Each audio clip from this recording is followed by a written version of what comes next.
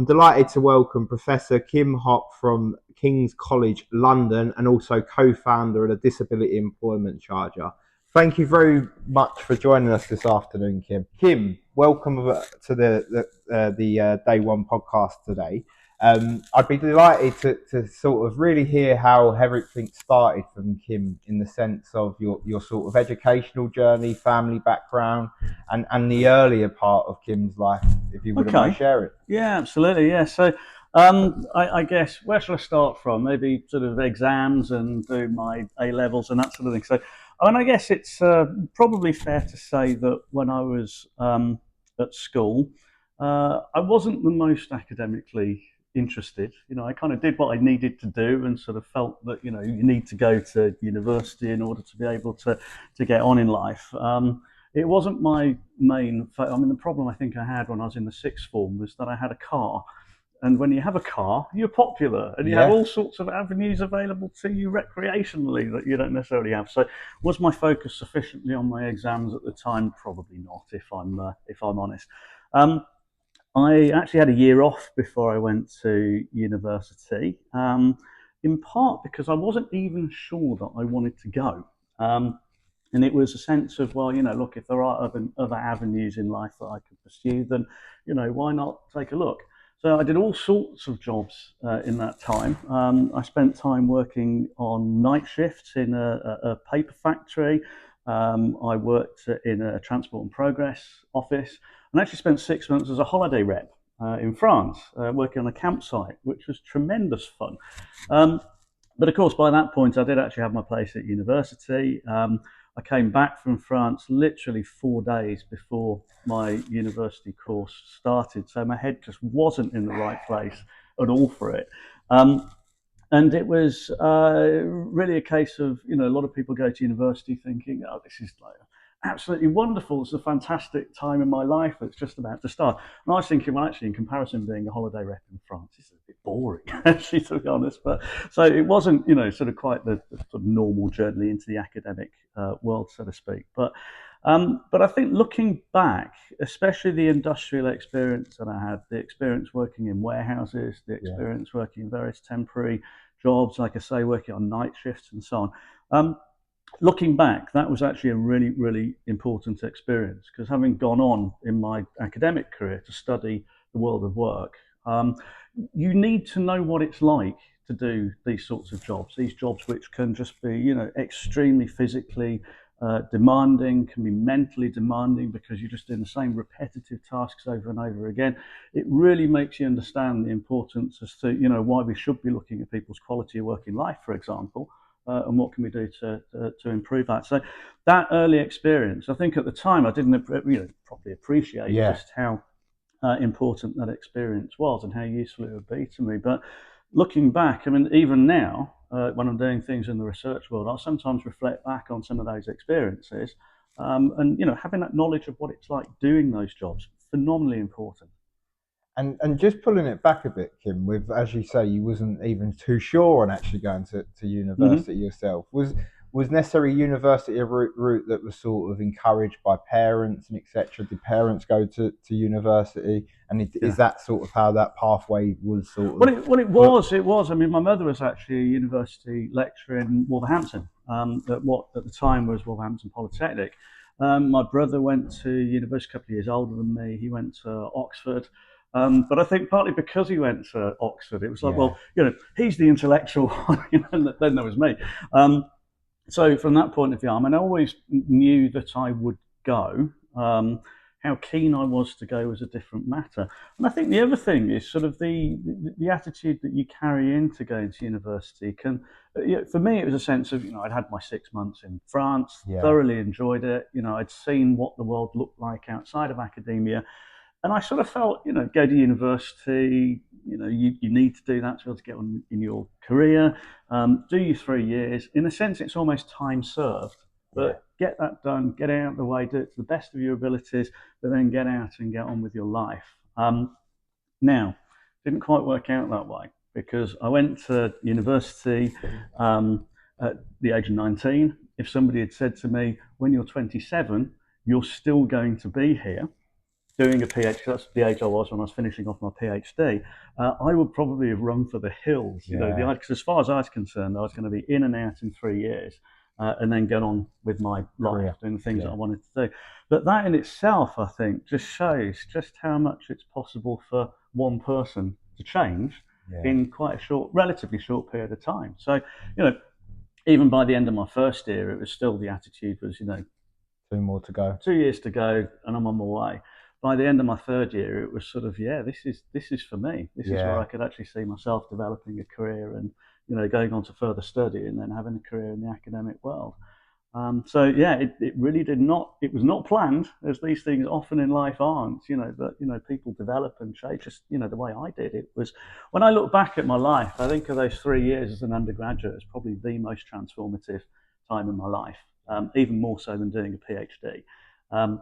Because that was the point from when I went to sort of, somebody leaving school in Wolverhampton and not thinking they would ever really amount to huge amounts, to the end of my degree thinking, there is actually, scope for me to do something with my life.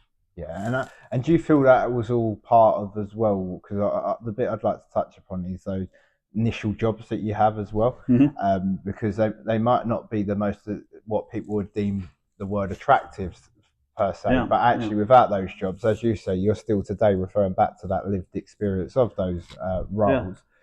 How do you feel they sort of help you sort of go into the world of work that you are? Because you traditionally wouldn't naturally think of necessarily someone that's doing night shifts in a paper warehouse to then become a professor within the academic world. So how would you say they sort of supported you on that journey as well? Well, I think my degree was, so I was originally, just to explain what I was actually supposed to do when I got to university. So I got a place to read economics and politics. And ironically, because I now spend so much time doing things in the political world, I looked at the political side of it and went sort of, that's all public sector. I'm not interested in that. Because ultimately I wanted to leave, get myself a private sector, management-oriented job, and then develop my career there. So I thought, okay, the economic side of it, absolutely, but not the politics. So if I don't do the politics, what else should I do? And I literally flicked through the brochure, and it happened to fall over on industrial relations. Just opened, that's the page it opened on. And I read some of the stuff that was in there, and it was sort of, not just all about trade unions and collective bargaining, but which itself is, of course, really important stuff. But there was also stuff in there on Japanese management and modern management techniques. And I thought, that's what I want to do. That's for me. So literally, I ended up carrying on doing research in that field, but it literally started out by the page of the prospectus, the LSE prospectus, happening to open on that page, me looking at it and going like, actually, that looks pretty good. That's literally as simple as that.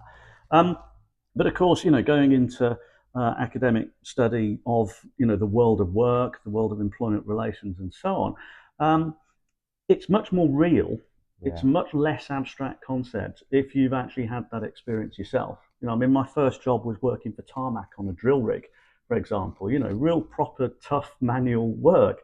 So when people are talking about concepts of alienation and all of these sorts of, problems that you have in the workplace with, jobs that people are doing and all the problems that can then lead to in terms of people's working lives and so on, it's actually real because you've experienced that stuff. You've actually seen it yourself and you've seen it in other people. But another thing I think that's really quite interesting about that period in my life is it makes you realise that it's not the case that, if you go to university, therefore you are clever. If you don't go to university, you're not. I met some absolutely fascinating people during that period of my life. So the paper factory that I was working, it was a kind of bookbinding factory. Right. And they did, university prospectus. They did all sorts of different things, calendars, binding calendars and sending them out. I've got some fascinating stories of things. So I actually was on a night shift where I spent the bulk of the night. All my job was to allocate. So this machine had January, February, March, April, May, June, all of the months sort of, and all I had to do was put the right month in the right slot. Right, and I managed to spend half the night putting January, February, March, April, May, June, August. The day shift were absolutely furious with me because they then had to take all of these calendars apart and put July in there. It's just incredible. But that's brilliant. That's total quality management for you. But some of the people that I met there, those machines used to break down relatively frequently. And because on the night shift there was only one person who could do maintenance, so it would sometimes take a while for that person to get around to your machine to fix it and get it up and running. And there's this one guy I got talking to, and he said, "Oh, you've just done your A levels, haven't you?" So I said, "Yes." I told him which A levels that I'd done. He said, "Oh, you did history." And, yeah, absolutely. Yeah. Which period of history did you do? And I said that I'd done, European political history, 1870 to 1939. That was a period that we studied. And he said, "Oh, I absolutely love that period of history." And we ended up in this sort of really detailed discussion about the causes of World War One. The assassination of the Archduke in Sarajevo, going on in terms of sort of relationships between Britain and France and Russia and everything that's going on in Serbia, all of these sorts of things. And I could have that conversation because I just studied that period of history, whereas this guy just had it there, right? Was able to sort of discuss this at a really high level and look at it from a range of different perspectives. And he could have probably done that on a variety of different topics. And this is somebody that I've met in a paper factory whose job was literally just putting calendars together. It's really eye-opening. It makes you realise just how much talent there is out there. And just because people don't necessarily progress in the academic world doesn't necessarily mean there's a lot of people out there that have huge intellects, phenomenal ideas, and a huge amount to contribute. No, I think that's a perfect segue onto one of the key reasons that we focus at day one around sort of skills and value based hiring, because actually we shouldn't be just judging people on their academic backgrounds. Because as you've just given a brilliant example there of Mm. a very intellectual individual that was working a sort of an engineering type role within the paper factory, and actually it shouldn't be on what necessary academic qualifications you got, on only accessing certain opportunities. And I think that's what I've really gathered from the time of knowing you. Even though you work in the academic world, you also know there is a lot of talent that necessarily haven't had the opportunities, or for whatever reasons haven't followed that academic route, but Mm. have actually gone on to have fairly decent careers and make impact and change. And do you feel like that space is changing with employers at the moment? Like if we look over the last decade, say, Mm. on how open-minded employers are being around actually recruiting from wider talent pools, and maybe being a bit more open on that academic requirement. Interesting question. As you know, George, one of the main areas that I focus on is on disability. And of course, the question you've asked is directly relevant to that. So, have employers become increasingly open to employing disabled people, disabled talent, in order to fill skills gaps from a retention point of view, making sure that they don't lose, the skills that they need? Um, I'm not convinced that they have. And I think that that's exactly the reason why the work that we're doing around the Disability Employment Charter, for example, is so important. To back up that observation, all you've got to do is look at what's going on with the disability employment gap right now. And it's round about 29 percentage points. I think round about 53% of disabled people are currently of working age are currently in employment. So only just over half. So nearly half of working age disabled people are not in work. Um, and a comparable figure for non-disabled people is around about 82%, I think, somewhere around about there. So you can see there's this huge difference. And that hasn't changed since before the pandemic. It was coming down slightly. But if you look at the figures, every month they come out, we keep track of these, and that figure has that gap between that disability employment gap, the gap between disabled and non-disabled people in terms of how many are in work of working age, that is not decreasing. And of course, if employers were doing what you were suggesting, which is that they are becoming more open to employing diverse talent, then we would see that gap close. Yeah, and I think that's a really important segue, because I think actually when you look at, let's say for example, as you say, post COVID, like I've prior to COVID, obviously that you got the DWP's disability confident and Mm. the various different levels there. And I think I see a huge surge of corporates and both public and private sector organisations getting up and signing up to the disability confident. But it doesn't feel that that's obviously having the impact that maybe it's set Mm. out to do. And I think that's why the Disability Employment Charter and your sort of 10 recommendations that you've got and are pushing for government, because it's that behavioural change. And once that comes into policy, that Mm. sort of doesn't necessarily you don't want to force people to do things, but encourages the right behaviours on actually being much more transparent than we are today, but also encouraging people to do that, because that is a huge, massive gap in the percentage from, say, disabled people and non-disabled in employment, and that can be closed. It's achievable. Yeah, well, I think the point you raised, George, about disability confidence is a really good one. And I think it's too easy. And this has happened. It's Yeah. happened in discussions I've had at quite high levels in government, of people just assuming that because more and more organisations are signing up to disability confidence, well, clearly organisations are coming on board and are doing the right thing and have the right sort of attitude and understand the importance of supporting disabled people in their careers, and that has commercial benefits as well. Clearly that must be the case, because there's 19,000 organisations that are signed up to disability confidence, and I think the DWP estimates that something like a third of people in the UK now are working in organisations that are either disability confident levels 1, 2 or 3. Now of course, if disability confident was having the sort of effect that we would like it to have, which is genuinely getting employers to engage with this agenda, to improve the way that they treat disabled people, to hire disabled people in greater numbers and so on, then that would be a great thing. But until recently, there's not actually been a huge amount of research done on that at all. And that is something that we have looked at recently, myself and my disability at work colleague, Nick Bacon. So we've done some research, which, it's pretty large scale. So this is looking at the WorkL organisation, which is the largest data set of employee well-being in the world. Right. Okay? We have an analysis which includes nearly 128,000 individuals in there. So this is very large scale work that we're doing, into which we've matched data on the disability confidence status of the organisations that those people work for. Okay, so do those people work in a level 1, level 2 or level 3 organisation? So this has enabled us to identify whether or not, if you work in a disability confident organisation, are you more likely to be disabled? So in other words, do disability confident organisations actually employ disabled people in greater numbers than non-disabled people? Okay. We're also able to look at disabled people's experience of work, because there's metrics in this data in relation to things like your well-being, your perceptions of how fairly paid you are, for example, your job satisfaction, and how much job discretion you have, and that sort of thing. So again, you can look at those sorts of metrics and you can ask the question, are those metrics better for disabled people if they're in a disability confident than a non-disability confident organisation?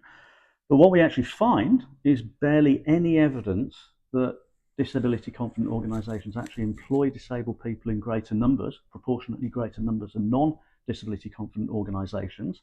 And when you look at the experience of work, no evidence at all to suggest that if you're a disabled person, you are going to be better off in a disability confident organisation in terms of things like your job satisfaction than in a non-disability confident organisation. So it's really worrying. I mean, it looks like to us that the scheme is little more than window dressing, that it's a smokescreen, that all the sorts of disadvantage that disabled people experience in the working world is just as great in accredited as it is in non-accredited organisations. And that in itself is actually really dangerous, because it's sort of, if it's the case the government looks at the scheme and says, well, look, employers are engaging with the disability employment agenda in greater numbers. Look at the number of disability confident organisations there are. That's actually really, really dangerous, because that's actually deflecting government. The government think that the problem is solved in a way, because of the several 100,000 people that are signed up. Yeah, all those organisations signed up too. But the reality is that they should really be looking elsewhere at other policy options that are likely to be more effective. Yeah, and create the right behaviours to increase that gap, and actually not just, as you say, window dressing, and actually it's a logo to show that they're supportive of the agenda. Supportive is great, but actually actioning the agenda to close that gap is what's needed and required. And just pulling it back, Kim, because you was instrumental in setting up the Disability Employment Charter. How do you go around getting something like that off the ground, particularly because you was recently in the House of Commons on a public committee around the charter, which is absolutely fascinating. It's got to that level, and now you've got MPs and ministers actually talking around the charter. How does that come around, though? How does Kim, that's in, I believe, your Warwickshire Business School at the time? School, yeah. So how did that happen? Well, that's a really interesting question. I think you start out by becoming incredibly frustrated Right. with change, the pace of change, becoming incredibly frustrated with how when you go along and you talk to policymakers, the reception that you're getting. Right. So, and I think we had some great conversations with people at the DWP, at the Cabinet Office, going back, sort of over the years. But did we really feel that we were cutting through? That was a different matter. So, I mean, just to take a sort of step back in terms of my engagement in the policy world. So it's really started around about 2016, Right. when we got involved with the All-Party Parliamentary Group for Disability, who asked myself and my Disability at Work colleagues, along with Disability Rights UK, to write a report on how to address the disability employment gap. So, we wrote this report, and there was a big launch event. People like Heidi Allen were there, Johnny Mercer was there, various other people who came along and spoke in favour of all of the recommendations that were in there, which is absolutely fantastic to get that. And the person at Disability Rights UK that we were working with was not the sort of person to let a report like that just sit on a shelf and gather dust. So, he'd be out there banging down doors and, getting us into meetings that we wouldn't otherwise have got into, because, nobody says no to Disability Rights UK. If they say, I'd like to have a meeting with you. Because if you say no, that's tantamount to saying, well, I don't care about disabled people. So, you're going to get a meeting. You will get in the ring. But despite that, we still, like I say, we didn't really feel that we were cutting through. And this really sort of came to a head in about 2020, in the lead up to the government's National Disability Strategy. So remember 2022 is when they launched that, so 2020, 21, around about then. Or was it 21 when they launched? I can't remember. Anyway, it's 2021 actually when they launched it. So in 2020, they were consulting on it, and we have meetings with the DWP and with the Cabinet Office about the sorts of things that we would like to see going in it. And Boris Johnson, who was the Prime Minister at the time, had said, he wanted this to be ambitious and transformative. It was a once in a lifetime opportunity, once in a generation opportunity to really see a step change in disabled people's labour market opportunities and in other areas of life. But we still felt going into these meetings that it was a case of, the officials being, very open-minded to what we had to say, but still being a little bit wary from the point of view of just how far there was real support across even the disability community for the sorts of things that we were putting forward. And they would say, look, your research is great and it's really interesting to hear your policy recommendations, but how would this really land with private sector business? How would this land with public sector employers? How would this land even with other disability campaign groups? Because when we talk to them, they don't necessarily talk about the same sort of things that you're talking about. So we thought, okay, we need to make it easy for them, right? We need to demonstrate to them that there is consensus out there in terms of the government needing to move quicker at a greater pace in terms of disability employment policy.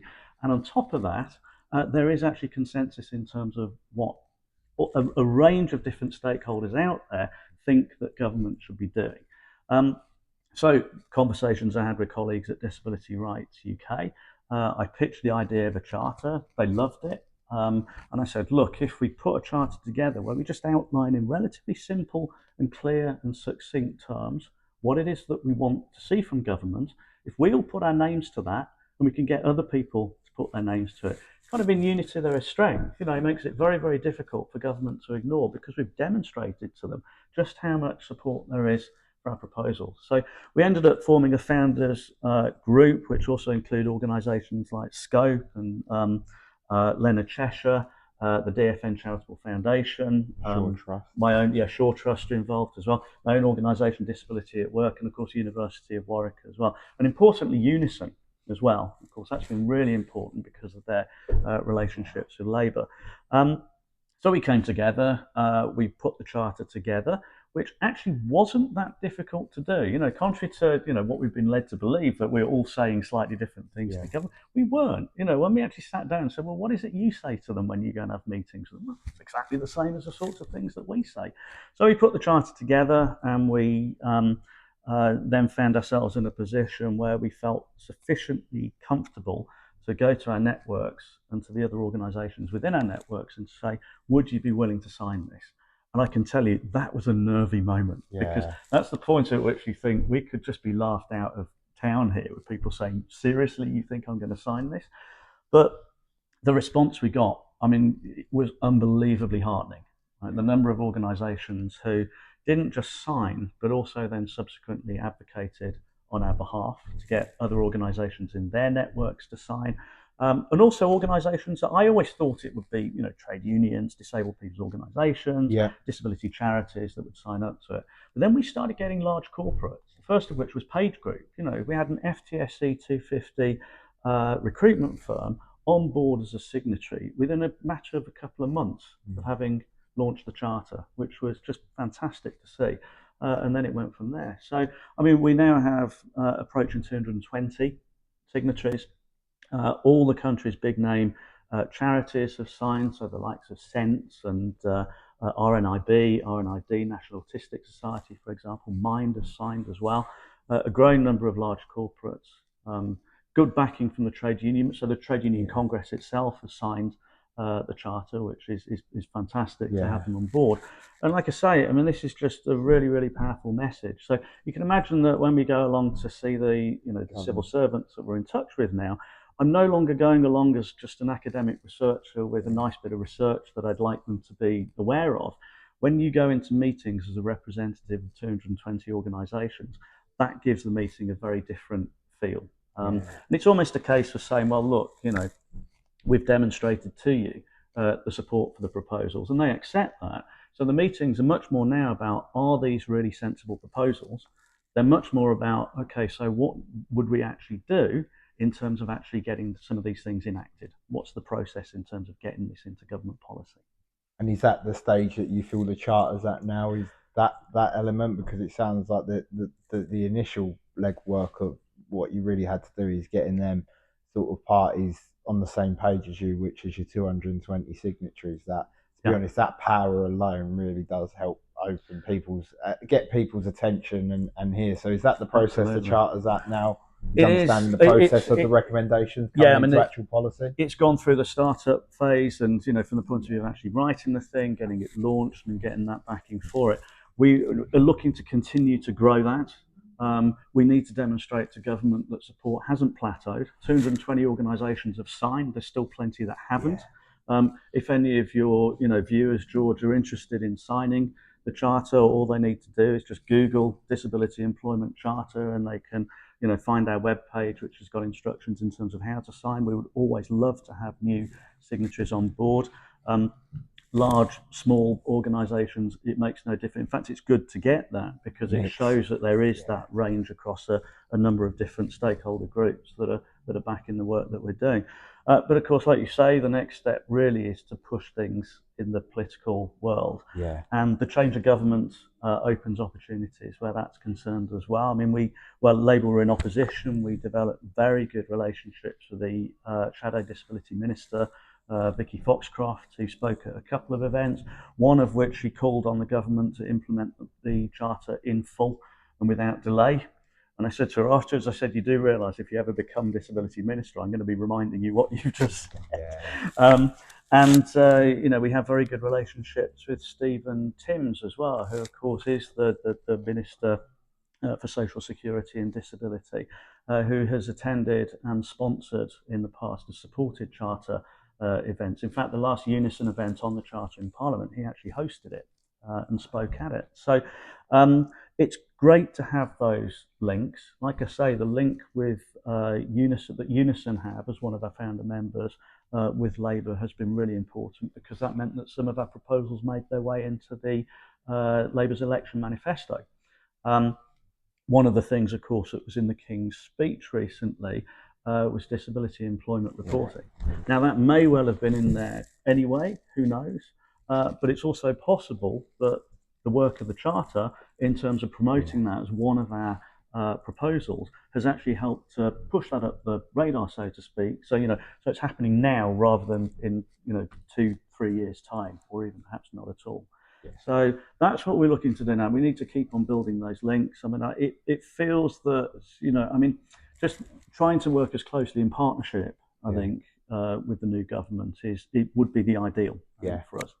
No, that's fascinating. I think that what I've really took from that Kim, seems a bit like from when your earlier years and get into that third year of university, is that determination, passion, and grit. Because just to be clear as well for the viewers, listen, that the charter's over and above your day role. You're sort of Yeah, yeah. really done that on a passionate front. And was there something specifically, as you mentioned, it was actually you're seeing things not change? Was there a particular sort of moment in time when you thought, I'm fed up of this, I need to do something more? Well, I think, to be honest, I've had this discussion with some of my other academic colleagues. I mean, a lot of academic people in the academic world, rightly so, because this is an important activity on its own right. They focus on research almost as an end in itself, and that contribution to knowledge is what drives them and what gets them out of bed in the morning. Um, there's an awful lot to be said for that. You get to the table in broader policy debates as an academic if you've done interesting research and if you actually got something novel to say, Right. novel to contribute. So that is important in its own right. But going back, I mean, not just the work that I've done on disability, but I did a lot of work in the training field going back to the 10, 15 years. That's, again, I never saw that as being, you'd never be happy just to get the publication. Yeah. That's always nice to get that, but it's what's the next step in terms of the research that you've done, the findings that you have, the conclusions you've reached from that research, the policy proposals that you've developed on the back of that research. You really want to see that being listened to in the right sort of places, that landing on the right desks in terms of policymakers and so on. And that's always what's driven me. I've never seen research as an end in itself. I've always seen it as a means to an end. It gets you into the room. It gets you into the right conversations. It enables you to develop novel policy solutions, novel policy proposals, and then it's really pushing that as far as you possibly can. You have to become a salesperson ultimately. You are pitching ideas, and you have to put those across as convincingly and compellingly as you possibly can, in a way that people will really get the message in terms of what it is that you're trying to achieve. It's exactly what the charter's about. Yeah, and just with that skill set that takes to do that, because you mentioned around this in a way like a sales bit. I think the bit that I've got is that I've picked up is entrepreneurship as well. Mm, And you wouldn't necessarily naturally think of that when you think of necessarily someone that's coming from an academic background, but it seems like you're using your academic research to sort of, in a way, not that you're a startup in the sense of a commercial business, but mm, actually in a hypothesis that you've sort of set out with your founding members, and then sort of following that through with the action of the 10 recommendations, and now even getting to the point where government are actually listening and looking at potentially implementing some of the recommendations. yeah. Do you ever see yourself as an entrepreneur? Would you class yourself as an entrepreneur? Yeah, that's an interesting. I've never thought of it in those terms, but of course, I guess there is because you're having to. You're coming up with the concept. You're having to, sell that concept to other people Yeah, because essentially you're looking to build a community of like-minded yeah, people who are buying into. You're selling a notion in a way, yeah, buying into what it is that you're trying to do, and trying to, get them interested in supporting it and helping drive it forward. Um, there's more entrepreneurialism in the academic world than you would sometimes think looking in from the outside. I mean, you look at the science faculties, for example. There's sort of spin-off companies that get formed innovations. from those. Yeah, In the business school world, you get people who will act in a private consultancy capacity to organisations as well. So it does happen. There are. I'm not alone, shall we say, in terms of efforts to translate what it is that we do in the university world, and to get that onto the radars of the people, beyond academia, who can potentially, benefit from the sorts of ideas and the sorts of work that we're doing. But yeah, you're right. I mean, I think there has to be to have got where I've got to with the yeah. charter. I suppose you're right. There has to have been a bit of an entrepreneurial streak to have Definitely with to actually got it to that stage. definitely the doors you would have had to knock down, I can imagine, particularly with sort of Yeah. prior governments, current governments, and also the signatories. As you mentioned, it isn't just sort of people that are working in supported employment. As you say, you've got the largest corporates in the country that have signed up to that, and they don't just Mm-hmm. sign up because everyone else is doing. There is actually that influencing to get them on Yeah. board. One of the bits that when I was sort of just just having a look in for today's session, Kim. Other than a massive Wolves fan, I see back in the early 2000s you done a publication on hospitality, and one of Okay. the big pieces for me is when I look at early careers, is Mm. actually there is roles that actually enable you to succeed traditionally quicker than certain sectors, and Mhm. hospitality has always been a passion of mine because I've particularly working in my early career in the apprenticeship fields is actually how that's enabled someone that, say, for example, hasn't had the best academic experience but have gone in as a sort of entry level roles in hospitality, and Mm. within a year and a half, 2 years, been a team leader and actually managing people and teams. And it'd be really interesting based on sort of your knowledge of the hospitality sector how important that is, particularly when you're looking at sort of, as you mentioned, with them roles that you had within Mhm. your early career, and actually how they probably helped you foundation your communication skills and actually providing you that environment outside of an academic. So, for example, secondary school and that being the exposure of meeting new people and stuff, but actually Yeah. within a role. And I'd be interested to understand your views on particularly the hospitality industry as well, because I think it's changed over the last sort of 5 years as well, and I know there is some huge talent shortages within that Yeah. sector. Yeah, I mean it's an awfully long time ago that I was looking at hospitality. It was actually my PhD, Ah, and right. that so I presume what you've picked up on is the book that I Yeah. wrote from my PhD. But I won't tell you how long ago it was published because it will demonstrate just how old I am. I think There's I an was. awful, I think I was three, Kim, when it was published. God, that makes me feel. Oh boy, that's not good to hear. It was. I mean, it was an interesting. I mean, I think that when I did my degree and some of the work that I was doing immediately after that, a lot of the study of the world of work was essentially manufacturing. That's where all of the research was taking place. Often not just manufacturing, but often car factories in manufacturing. And there was a sort of, a lot of talk about sort of, okay, well, look, this is all interesting. We know there are these new high performance work practice techniques, the Japanese management I was talking about, all Yeah. these things that are being put into place, but these are being looked at in a manufacturing setting. What about, we know that there's a lot more of the economy is services than is manufacturing. So what's going on in the services? So that's immediately why I sort of jumped on that and thought, okay, that's what I want to do my PhD on, because clearly there's a gap in knowledge there. There is appetite out there for people to want to know what's happening more in services.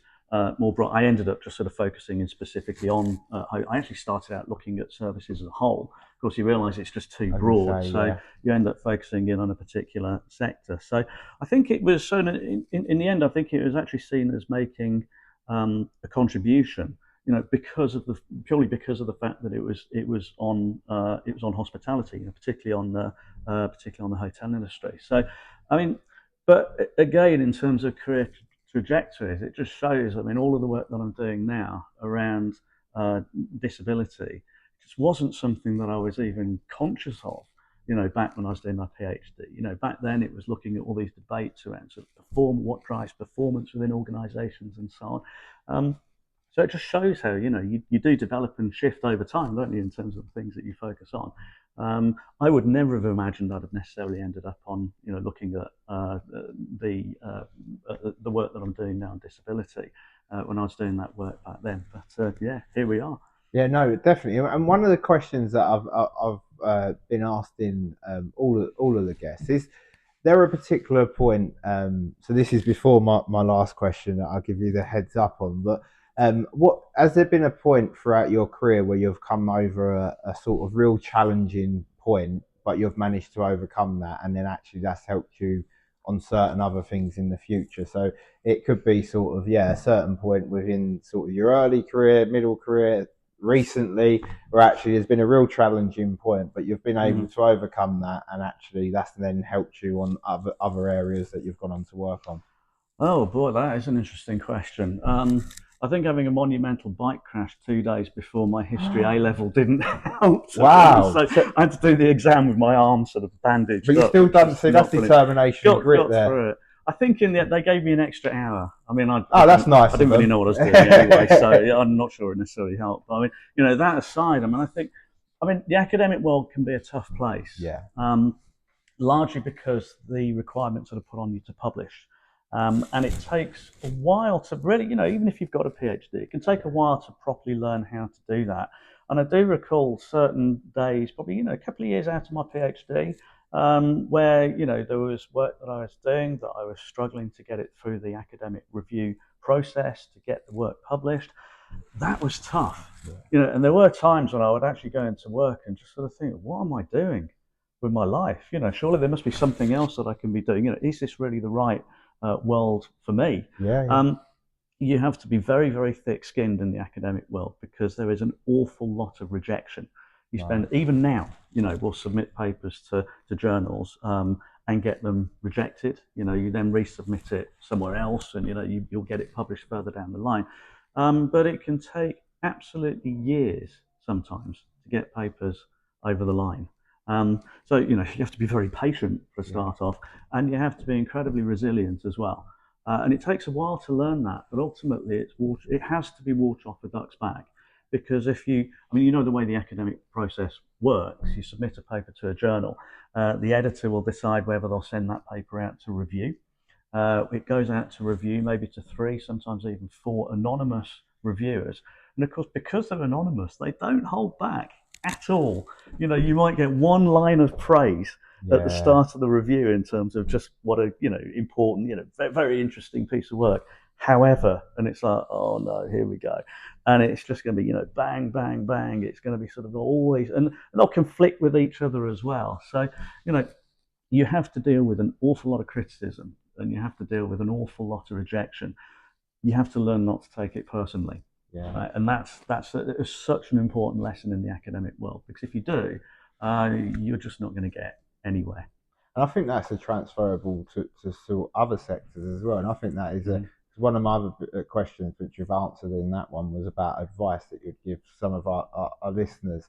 And I think that was one that I've certainly took from that piece that you've just said there, is actually the resilience, the thick skin, and the determination Mm-hmm. of actually if something is wrong, and actually the feedback can go over the Yeah. overboard sometimes, but in general, it is about not being instantly emotionally reactive and taking it too personally, but actually understanding that criticism's part of development, and that's life, and that's how Mm-hmm. it happens. And I think that is really good advice that I've captured there. And I think that the final question I wanted to follow up with, Kim, is if you could be live the life of someone that you sort of admired by, who would it be and why? If you could choose one person for a day, only a Oh, day, someone that I admire, someone that or you admire for one day, if you could be oh them, boy, who would it be and why? oh boy, And it can't be Gary O'Neill, the that is Wolves an manager. interesting. Yeah, absolutely. Sort of no, that really would teach you to be thick-skinned to deal with rejection. But oh, that is a good question. Somebody I've always massively admired and have done for many years is Nelson Mandela. Brilliant. I think that somebody, again, if there's somebody who has self-belief, resilience, leadership, forgiveness, all of those things wrapped into one. That's why in South Africa there was this big worry. They used to talk about wham, what happens after Mandela. He was so put, even after I think he was president until 1998. Was the point? He was president 1994 to 98. And it was sort of, okay, well, even after that period, when Mandela is around, is still with us on the planet, Yeah. he will be, such an important, such an influential figurehead, such an, so important to the nation that even once he'd actually stepped back from frontline politics, there was that issue about sort of, he's still really, really important to the country. And I think when you look at, you read books like Long Walk to Freedom, and you look at the struggles that he had throughout his own life, and obviously, the time that he spent in prison, and it would have been so easy to have, for any, how many people would have come out of that Yeah. situation and been seeking revenge, retribution, and so on. And if there's one reason as to why South Africa as a country didn't fall apart at the end of apartheid, and it was a relative. I mean, it wasn't obviously completely. There were people who lost their lives through that period, but it was a much less painful process than a lot of people predicted it would be. It was because of Nelson Mandela's vision, his leadership, his tenacity, and his humanity. I can't think of anybody who's a better example. If we're looking at sort of great leaders, I can't think of a better example than Nelson Mandela. No, I think you've definitely topped the table with that one, Kim. And no, just a massive thank you for joining us today, Kim. It's been a delight to find out a bit more around your day one story, and thank you very much for coming on today. Thank you very much, George. It's been a pleasure.